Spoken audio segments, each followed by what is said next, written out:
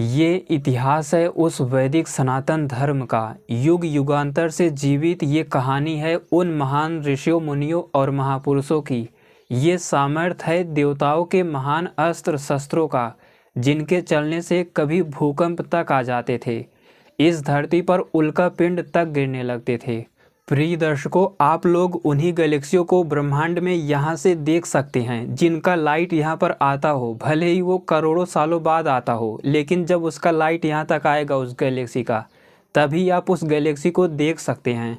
लेकिन क्या आप लोगों ने कभी ये भी सोचा, जिन गैलेक्सियों की लाइट कभी यहाँ तक पहुँचती ही नहीं, उनकी लाइट यहाँ आते आते पूरी सृष्टि खत्म हो जाती है। क्या उन गैलेक्सियों को भी आप किसी भी प्रकार देख सकते हैं, क्योंकि आप उन्हीं गैलेक्सियों को देख सकते हैं जिनकी लाइट यहाँ तक आती हो। आज के इस वीडियो में हम इसकी चर्चा करेंगे कि कुछ ऋषि मुनि ऐसे थे जो ऐसी गैलेक्सियों की चर्चा कर रहे हैं, ऐसी गैलेक्सियों को उन्होंने खोज किया था जिसकी लाइट पूरी सृष्टि पर्यंत यहाँ तक पहुँच ही नहीं पाती। आप में से ऐसा कोई भी नहीं होगा जो महाभारत युद्ध के बारे में न जानता हो। क्या आप लोगों ने कभी ये भी जानने का प्रयास किया, महाभारत का युद्ध विमानों से भी लड़ा गया था। वो युद्ध केवल रथों पर नहीं लड़ा गया था, धरती पर ही नहीं बल्कि विमानों से भी लड़ा गया था, अंतरिक्ष में भी युद्ध हुआ था। इसी प्रकार क्या आप ये भी जानते हैं, महाभारत का युद्ध लड़ने के लिए मंगल ग्रह से भी लोग आए थे जो पहले वहाँ पर अनुसंधान करते थे। क्या आप लोग ये भी जानते हैं, भगवान श्री राम के जो वंशज थे वे लोग महाभारत के युद्ध में दुर्योधन की तरफ से लड़े थे, दुर्योधन के पक्ष में रहकर भगवान कृष्ण के ही विरुद्ध युद्ध किए थे। क्या आप लोग ये भी जानते हैं, जो रावण का भाई कुंभकर्ण था वो हनुमान जी की प्रयोगशाला में एक विमान बनाने के लिए गया था। हनुमान जी सूर्य विज्ञान के बहुत बड़े वैज्ञानिक थे, उनसे सूर्य सिद्धांत पर सीखने गया था एक विमान के बारे में। और क्या आप लोगों ने कभी ये जानने का प्रयास किया कि ऋषि मुनि लोग जो सूक्ष्म परमाणु होता है, अणु होता है, जो सूक्ष्म कण होता है, वायु तत्व, इसे दूसरे भाषा में कहें तो atom, molecule, ion, particles, vacuum energy, dark matter, dark energy, आखिर प्राचीन वैज्ञानिक लोग इन सूक्ष्म तत्वों को कैसे वश में करते थे, कैसे डिटेक्ट करते थे और कैसे अलग अलग यंत्रों तकनीकों को बना देते थे। आज की इस वीडियो में प्राचीन अस्त्र शस्त्रों, तकनीकों और कुछ ऐसे इतिहास के बारे में चर्चा की जाएगी जिसके बारे में हो सकता है कि आपने ना सुना हो। मेरा विश्वास कीजिए, आज की इस वीडियो को देखने के बाद आपको भी वैदिक विज्ञान पर गर्व होगा और प्राचीन सनातन धर्म पर, अपने ऋषि मुनि महापुरुषों के प्रति आपकी रुचि और बढ़ जाएगी। तो आइए वीडियो को शुरू करते हैं। मैं हूँ अद्वैत और आप देख रहे हैं ब्रह्मांड विज्ञान यूट्यूब चैनल। प्रिय दर्शकों, अभी तक आप लोग यही जानते होंगे कि वनवास के दौरान भगवान श्री राम महर्षि अत्रि जी से मिले थे, लेकिन क्या आप ये भी जानते हैं, महर्षि अत्रि पार्टिकल फिजिक्स के, कण भौतिकी के बहुत बड़े वैज्ञानिक थे। हर एक सूक्ष्म पदार्थों पर वे अनुसंधान करते रहते थे, उन्हें एकत्र करते रहते थे। क्या आप लोग ये भी जानते हैं, महर्षि भगवान अत्रि की एक बहुत बड़ी प्रयोगशाला थी जहाँ पर वे सूक्ष्म पदार्थों को एकत्रित करते थे। वे अलग अलग अस्त्र शस्त्रों का निर्माण करते रहते थे। उन्होंने एक वरुणास्त्र भगवान श्री राम को दिया था। ये वरुणास्त्र एक ऐसा शस्त्र था, जब इंद्रजीत ने आग्नेयास्त्र से वानर सेनाओं को मारना शुरू किया तो भगवान श्री राम ने इसी वरुणास्त्र से उस अग्नि को बुझा दिया था। ये वरुणास्त्र एक ऐसा शस्त्र है, इस पूरी धरती पर अगर एकाएक आग लग जाए तो वो सबको बुझाने का सामर्थ्य रखता है। मैं आगे जो भी बातें करूँगा, एक तो ये सब अनुसंधान पर आधारित हैं, दूसरा आप अगर ऋषियों मुनियों महापुरुषों में रुचि रखते होंगे, वैदिक विज्ञान या फिर आधुनिक साइंस, इन सब में अगर आपकी रुचि होगी तो आप मेरी बातों को अच्छे से समझ सकते हैं। ये जो वरुणास्त्र था, इसका प्रयोग भगवान श्री राम कई बार किए थे। इसका प्रयोग बार बार किया जा सकता था। ये अपना काम करके सारी की सारी अग्नि को बुझा के फिर वापस आ जाता था। मेरी बातों को धैर्यपूर्वक समझिए, अभी आगे और भी ऐसी बातें बताई जाएंगी। अगर आपकी विज्ञान में रुचि नहीं होगी तो आप कह देंगे कि ये असंभव घटना है, ऐसा हो ही नहीं सकता। लेकिन जिनके भी साइंस में, वैदिक विज्ञान में रुचि होगी, वे लोग आगे इसे समझ सकते हैं। तो मेरी एक एक बात को ध्यान से और गंभीरता से समझने का प्रयास कीजिए। अभी तक आप लोगों ने इतना जाना कि प्राचीन जो ऋषि मुनि महापुरुष लोग थे, वे मंगल ग्रह पर जाकर अस्त्र शस्त्रों पर अनुसंधान करते थे, वहाँ पर जाकर रहते भी थे। लेकिन क्या आप लोगों ने कभी ये भी जाना, जो डेविड हेजर चिल्ड्रेस है, अमेरिका का लेखक, उसने रामायण के किसी दूसरे संस्करण से यहाँ तक जिक्र किया है कि मार्स और जुपिटर के बीच एक और प्लेनेट था। मंगल ग्रह और जुपिटर के बीच वर्तमान समय में वहाँ पर एस्टेरॉयड बेल्ट है। जितने भी एस्टेरॉयड हैं, उल्का पिंड हैं, वहीं पर मार्स और जुपिटर के बीच भरे पड़े हैं। लेकिन उसने यहाँ तक जिक्र किया है कि उन दोनों ग्रहों के बीच में एक और प्लेनेट था। इस पृथ्वी के लोग वहाँ पर भी जाकर रहते थे, वहाँ पर भी अनुसंधान होता था। ये जो एस्टेरॉयड धरती पर गिरता है, उसकी सुरक्षा के लिए वहाँ पर भी लोग रहते थे। जो एस्टेरॉयड पृथ्वी की तरफ आता, उसे वहीं से नष्ट कर दिया जाता। लेकिन वर्तमान समय में वो प्लेनेट वहाँ पर अब है ही नहीं। हो सकता है कि वो कोई बहुत बड़ा एस्टेरॉयड रहा हो मार्स और जुपिटर के बीच, लेकिन वर्तमान समय में वो प्लेनेट या एस्टेरॉयड वहाँ से गायब हो चुका है। वो व्यक्ति रामायण काल की घटना को बता रहा है। तो रामायण काल में वहाँ पर एक एस्टेरॉयड या छोटा प्लेनेट था जहाँ वे लोग रहते थे। क्या आप लोग ये भी जानते हैं, महाभारत युद्ध शुरू होने से पहले धृतराष्ट्र संजय से चर्चा कर रहे हैं मार्स प्लेनेट के बारे में। उस चर्चा में धृतराष्ट्र संजय से ये भी बता रहे हैं कि उन्होंने मंगल ग्रह से कुछ क्षत्रियों को भी बुलाया था कुरुक्षेत्र में लड़ने के लिए अपनी तरफ से। लेकिन ये सारे श्लोक बाद में निकाल दिए गए, चुरा लिए गए, इनमें मिलावट कर दी गई। वहाँ पर धृतराष्ट्र कुछ ऐसे विमानों की चर्चा कर रहे हैं, कुछ ऐसे क्षत्रियों की चर्चा कर रहे हैं जिनको उन्होंने कुरुक्षेत्र में मंगाया था। क्या आप लोगों ने कभी ये भी जानने का प्रयास किया? अभी तक आप लोग जानते होंगे कि जो कुरुक्षेत्र का युद्ध था वो रथों के द्वारा लड़ा गया था, जमीन पर लड़ा गया था। लेकिन क्या आप लोग ये भी जानते हैं, कुरुक्षेत्र का युद्ध अंतरिक्ष में भी हुआ था। यहाँ तक कि महाभारत युद्ध के बाद जो वृषणी और अंधक वंशी थे, भगवान कृष्ण का उनसे भी युद्ध हुआ था, वो भी अंतरिक्ष में हुआ था। वहाँ पर वृषणी और अंधक वंशियों में जो युद्ध हुआ था, एक ऐसा शस्त्र था जब वो चलाया गया तो एक साथ दोनों सेनाएं समाप्त हो गई। दूर दूर तक उनके हाथ पैर बिखर गए थे, पूरी पृथ्वी अग्निमय हो गई थी।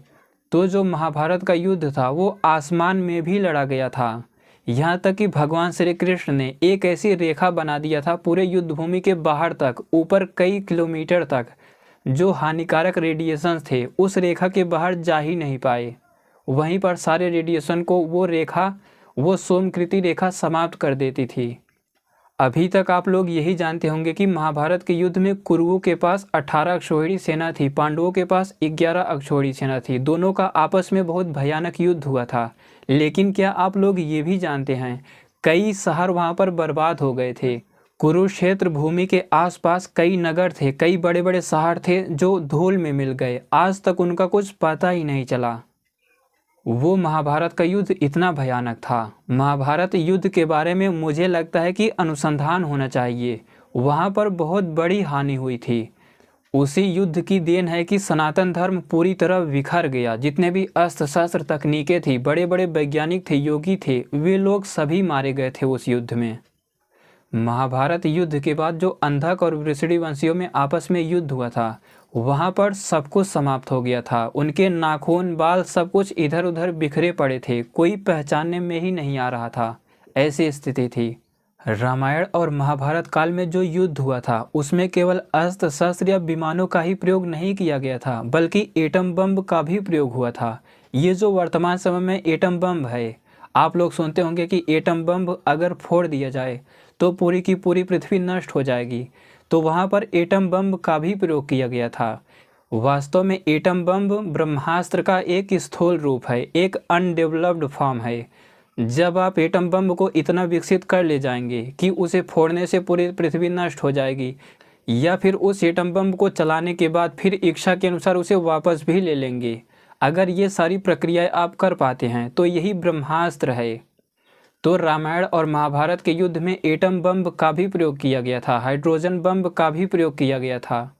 आप लोग इस पर विचार कीजिए कि महाभारत का युद्ध कितना भयानक रहा होगा, जहां पर एटम बम का प्रयोग बार बार किया गया था। अगर वर्तमान समय में एटम बम का प्रयोग करें तो कई कई शहर एक साथ बर्बाद हो जाएंगे। इसी तरह उस युद्ध में ऐसा हुआ भी था। लेकिन जो हानिकारक रेडिएशन थे, उस रेखा की वजह से जो भगवान श्री कृष्ण ने बनाई थी, उसकी वजह से वे बाहर जा ही नहीं पाए थे। यहाँ तक कि रामायण के युद्ध में इंद्रजीत ने कई बार एटम बम का प्रयोग किया था। एटम बम ना कह के उसे हम ब्रह्मास्त्र कह सकते हैं, क्योंकि एटम बम का सबसे अधिक डेवलप्ड रूप है ब्रह्मास्त्र। तो इंद्रजीत ने रामायण के युद्ध में भगवान श्री राम के सामने ही जब बानरों पर ब्रह्मास्त्र का प्रयोग किया, तो ऐसा जिक्र है रामायण में कि कई करोड़ों बानर सेना एक साथ ही समाप्त हो गई। इसी प्रकार क्रोध में आकर जब असुरों के सेना पर महात्मा लक्ष्मण ने भी ब्रह्मास्त्र को चलाना चाहा, तो भगवान श्री राम ने उसे धर्म विरुद्ध कहकर रोक दिया था। बाद में जब इंद्रजीत उसी ब्रह्मास्त्र को लक्ष्मण और सभी बानर सेनाओं पर एक साथ समाप्त करने के लिए प्रहार करता है, तो वो ब्रह्मास्त्र ही विफल हो गया था। अन्यथा उस समय अगर वो चल जाता तो लक्ष्मण सहित हनुमान जी या महाराजा सुग्रीव सहित सारी बानर सेना समाप्त हो गई होती। लेकिन इंद्रजीत द्वारा चलाया गया वो ब्रह्मास्त्र वहाँ पर विफल हो गया था।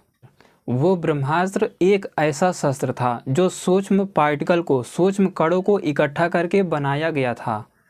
वो इतना विकसित था कि उस समय के योद्धा जब चाहे तब उसे वापस बुला लेते थे। जब चाहे चलता था, जब चाहे नहीं चलता था, उनके पास पड़ा रहता था। अदृश्य रूप में भी उनके पास रहता था। अभी तक आप लोगों ने रामायण के काल में केवल एक पुष्पक विमान का नाम सुना होगा, और उसी की इतनी प्रख्यात बातें हैं कि एक ऐसा विमान था जो बहुत अधिक डेवलप्ड था। वो सबसे महत्वपूर्ण विमान था। निश्चित रूप से वो एक अच्छा डेवलप्ड विमान था। लेकिन क्या आप रामायण काल के शकुन विमान को जानते हैं, रुक्म विमान को जानते हैं, सुंदर विमान को जानते हैं, इसी प्रकार त्रिपुरा नामक विमान को जानते हैं? वे भी पुष्पक विमान से किसी भी प्रकार कम नहीं थे। यहाँ तक कि रामायण के काल में कहीं पर कोई एयरपोर्ट या स्टेशन नहीं हुआ करता था। उस समय घर घर विमान हुआ करते थे। यहाँ तक कि शूद्रों के भी घर विमान हुआ करते थे। शूद्र मतलब जो विद्या को नहीं जानता, सबसे कम विद्वान हो, उसे शूद्र कहते हैं। प्रिय दर्शकों, आप लोगों ने मेरी पिछली वीडियो में देखा कि महर्षि भगवान याज्ञवल्क्य जी के कई अनुसंधान केंद्र थे। उसमें वे अंतरिक्ष विज्ञान पर अनुसंधान करते रहते थे।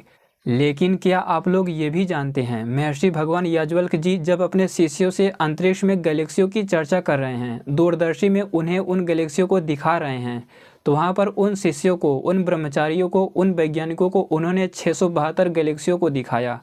वे गैलेक्सियाँ अपनी मिल्की वे गैलेक्सियों से कई गुना बड़ी थी। ये मिल्की वे गैलेक्सी ये एक एवरेज गैलेक्सी है। ब्रह्मांड में इससे बहुत छोटी भी गैलेक्सियाँ हैं और इससे बहुत बड़ी बड़ी गैलेक्सियाँ हैं।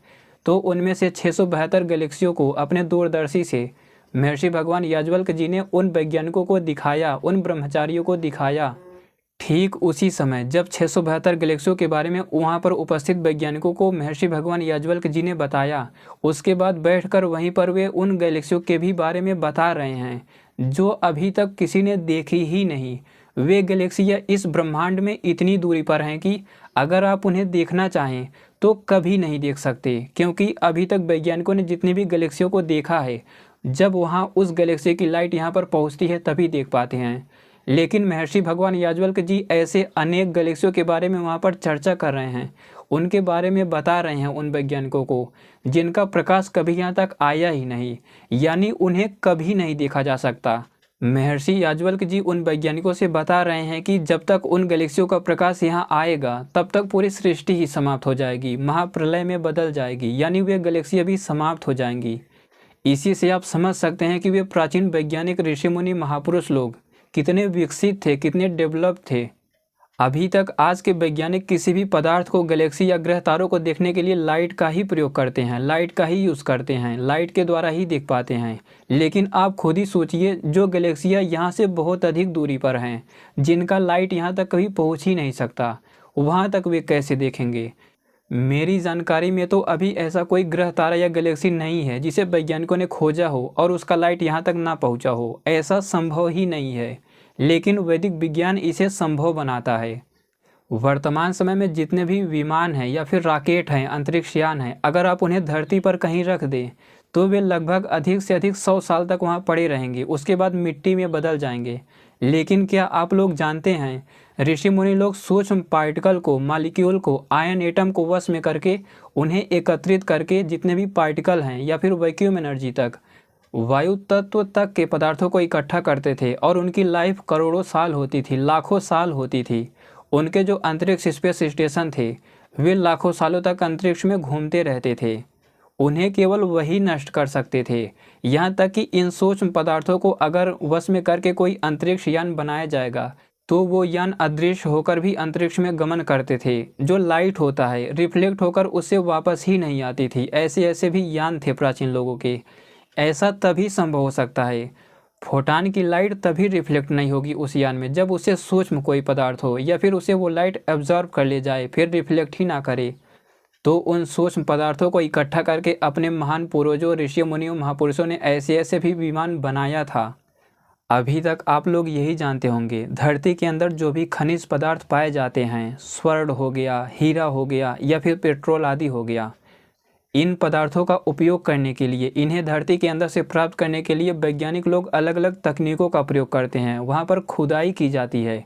लेकिन क्या आप लोगों ने कभी ये भी जानने का प्रयास किया, भगवान श्री राम इतने बड़े वैज्ञानिक थे कि धरती पर कहीं भी सूंघ के बता देते थे कि धरती के अंदर कहाँ पर स्वर्ण है, सोना है, कहाँ पर पारा है, कहाँ पर डीजल पेट्रोल है। यहाँ तक कि ये क्रिया सूक्ष्म प्राणों के स्तर से की जाती है। जो सूक्ष्म प्राणों को जानता है वो इस क्रिया को कर सकता है। तो भगवान श्री राम अपने अनुभव से सूंघ कर ही वातावरण की स्थिति बता देते थे। धरती के अंदर कौन से खनिज कहाँ पर है इस पर भी बता देते थे। यहाँ तक कि महर्षि भरद्वाज जी के यहाँ उन्होंने अनुसंधान करके महर्षि भरद्वाज जी के साथ एक यंत्र बनाया था इसके लिए, जिसे अहिल्या कृतिभा यंत्र कहते हैं। अहिल्या कहते हैं पृथ्वी को, तो एक अहिल्या कृतिभा यंत्र उन्होंने बनाया था जिससे वे अनुसंधान करके इससे भी पता लगा लेते थे। लेकिन बाद में जब उन्हें अनुभव हो गया और सूक्ष्म तत्वों को वो जान लिए, बाद में वे बिना किसी यंत्र के वैसे अनुभव के आधार पर, अनुसंधान के आधार पर ही सब कुछ ठीक ठीक बता देते थे। इतने बड़े वैज्ञानिक थे, योगेश्वर थे भगवान श्री राम। क्या आप लोग ये भी जानते हैं, महर्षि भगवान भरद्वाज जी जब शिष्य थे, अपने गुरु के यहाँ जब वे पढ़ते थे तो वहाँ पर उन्होंने एक ऐसे यंत्र, एक अंतरिक्ष स्पेस स्टेशन को बनाया था। वो बहुत बड़ा नहीं था, छोटा सा अंतरिक्ष स्पेस स्टेशन था जो सूर्य की किरणों से ऊर्जा प्राप्त करता था और बृहस्पति ग्रह की परिक्रमा किया करता था। उन्होंने अपने बचपन में उसे बनाया था अपने गुरु के यहाँ। सूर्य की किरणें उसे ऊर्जा देती थी, तब जाके बृहस्पति ग्रह के चारों ओर वो परिक्रमा करता था। वहाँ के चित्रों को उसी के माध्यम से वे अनुसंधान किया करते थे, वहाँ के चित्रों को देखा करते थे। वहाँ की जो मिट्टी है उस पर भी अनुसंधान होता था। वहाँ पर बृहस्पति ग्रह के आसपास जितने भी ग्रह थे, प्लैनेट थे, और यहाँ तक कि बृहस्पति ग्रह का जो वातावरण था उन सब का वो अध्ययन करता था। वहीं से सारे चित्रों को यहीं धरती से देख लिया करते थे उसी के माध्यम से। प्रिय दर्शकों, इसी तरह रामायण काल की एक और महत्वपूर्ण घटना ये है कि भगवान हनुमान जब सुग्रीव के यहाँ अपने अनुसंधान केंद्र में पर्वतों में अनुसंधान कर रहे थे, भगवान हनुमान सूर्य विज्ञान को सब कुछ जानते थे। वे एक बहुत बड़े वैज्ञानिक थे, योगी थे। तो वे जब एक तकनीकों पर अनुसंधान कर रहे थे, एक यान बना रहे थे, उसी यान को जानने के लिए जो कुंभकर्ण था, रावण का भाई, वो यान कैसे उन्होंने बनाया, इसी को जानने के लिए वहाँ पर आया था और एक यान उनके ही मार्गदर्शन में बना के ले भी गया था। वहाँ पर उसने ये सीखा था भगवान हनुमान से। यहाँ तक कि जब उनसे उस यान के बारे में, बनाने के बारे में पूछने गया तो भगवान हनुमान ने कहा कि महर्षि भरद्वाज जी के आश्रम में तो आप अनुसंधान करते हैं, वहाँ पर ये यान क्यों नहीं बना पाए। फिर भी बाद में उस यान के बारे में वे बता देते हैं, वहाँ पर वो बना के फिर ले जाता है। वो यान ऐसा था जो सूर्य की परिक्रमा करता था। भगवान हनुमान उसी यान पर बैठकर सूर्य तक की यात्रा किया करते थे। सूर्य को निगला नहीं था उन्होंने, सूर्य को पूरी तरह जानते थे, सूर्य तक की यात्रा किया करते थे। यहाँ तक कि उनका यान सूर्य के सरफेस तक चला जाता था। तो बाद में कुंभकर्ण उन्हीं भगवान हनुमान के मार्गदर्शन में एक यान को बनाया था और बाद में लेके गया था। यहाँ तक कि जो कुंभकर्ण था वो भी बहुत बड़ा वैज्ञानिक था लंका का। जब महर्षि भरद्वाज जी के आश्रम में अनुसंधान करता था तो भगवान श्री राम भी एक बार उससे मिल चुके थे। वो भगवान श्री राम के सामर्थ्य को, उनके वैज्ञानिक स्तर को जानता था। भगवान हनुमान के बारे में तो मैंने बता दिया कि उनके मार्गदर्शन में कुंभकर्ण ने उस यान को बनाया था। तो भगवान हनुमान और भगवान श्री राम दोनों के सामर्थ्य से वो परिचित था, उनके वैज्ञानिक स्तर को जानता था। इसीलिए जब बाद में लंका का युद्ध छिड़ा तो रावण को वो बार बार समझाता रहा कि उनके बारे में अभी तुम नहीं जानते, वे लोग हमसे भी बड़े वैज्ञानिक हैं, योगी हैं। और दूसरी तरफ रावण ने गलत भी किया था माता सीता का हरण करके, इसीलिए बार बार वो समझाता रहा। लेकिन बाद में जब नहीं माना तो एक भाई होने के कारण अंत में युद्ध किया रावण की ही तरफ से और मारा गया। यहाँ तक कि उस युद्ध में हनुमान जी को भी एक बार उसने हरा दिया था। वो कुंभकर्ण धर्मात्मा भी था, उसके 2 पुत्र थे कुंभ निकुंभ, वे भी वैज्ञानिक थे। तो कुंभकर्ण लगभग पूरी वानर सेना तक को हरा दिया था, महात्मा लक्ष्मण को भी हरा दिया था। इसी से आप उसके वैज्ञानिकता का स्तर समझ सकते हो, उसका बाहुबल समझ सकते हो। लेकिन भगवान राम के द्वारा अंत में वो मारा जाता है। भगवान श्री राम ने उसकी हर एक भुजा को काट दिया था, सिर को भी काट दिया था। अपने जो प्राचीन ऋषि मुनि महापुरुष थे, जितने भी योगी थे, वे लोग सूक्ष्म तत्वों को इकट्ठा कर लेते थे। उन लोगों का इन तत्वों को इकट्ठा करने का जरिया ही कुछ अलग था। उनके पास विशेष सामर्थ्य हुआ करता था, उनकी उतनी योग्यता थी। आज वर्तमान समय में जो पार्टिकल हैं, हालांकि किसी भी पार्टिकल को अभी इकट्ठा नहीं किया गया है, लेकिन न्यूट्रिनो आदि को इकट्ठा करने का प्रयास किया जा रहा है लार्ज हेड्रन कोलाइडर आदि प्रयोगशालाओं में। लेकिन जो अपने ऋषि मुनि महापुरुष लोग थे, उन लोगों का इन तत्वों को इकट्ठा करने का जरिया ही कुछ अलग था। इन पदार्थों की, सूक्ष्म पदार्थों की कोई कीमत नहीं होती। इन पदार्थों की कीमत पैसे में लगाई ही नहीं जा सकती। ये ऐसे पदार्थ होते हैं। लेकिन इस पर अनुसंधान वही कर सकता है जो पार्टिकल फिजिक्स का बहुत बड़ा वैज्ञानिक हो, स्ट्रिंग थ्योरी का बहुत बड़ा वैज्ञानिक हो, और उसके साथ ही वैदिक विज्ञान में रुचि हो, ईश्वर के वास्तविक स्वरूप को जानता हो, उस पर अनुसंधान करता हो, वैदिक विज्ञान को भी पढ़ता हो। यानी वेदों की जो वैज्ञानिकता है, जो उसका वैज्ञानिक अर्थ है, ब्राह्मण ग्रंथ जो सृष्टि की व्याख्या करते हैं, इन सब पर काम करता हो आगे, और पार्टिकल फिजिक्स को भी जानता हो, वही आगे इन सब पर काम कर सकता है। ऐसे ही जो अपना प्राचीन इतिहास है, वो अनेक आश्चर्यों से, ज्ञान विज्ञान के रहस्यों से भरा पड़ा है। बस उसे खोजने की ज़रूरत है। उम्मीद करता हूँ कि आप लोगों को अपने ऋषि मुनियों महापुरुषों पर, उनके द्वारा बनाए गए अस्त्र शस्त्रों पर, उनके योग पर, उनकी वैज्ञानिकता पर आपको गर्व होगा। आगे और भी वीडियो अनुसंधान करके इन्हीं सब पूर्वजों पर आएगी। तो मुझे लगता है कि आज का वीडियो आपको अच्छा लगा होगा। वीडियो को पूरा देखने के लिए धन्यवाद।